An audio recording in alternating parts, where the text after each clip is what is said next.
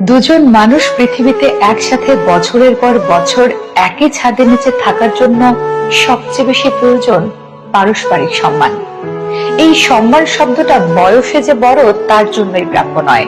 মনে রাখবেন, আপনি আপনার স্ত্রীকে যদি সম্মান করতে না জানেন, তাহলে কখনোই আশা করতে পারেন না আপনার সন্তান আপনাকে ন্যূনতম সম্মান করবে।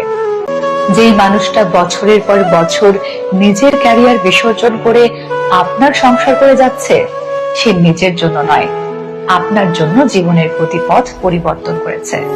আপনার স্ত্রীকে ছোট করে আপনাকে তৈলমর্দন করা মানুষগুলো কখনোই আপনার শুভাকাঙ্ক্ষী হতে পারে না।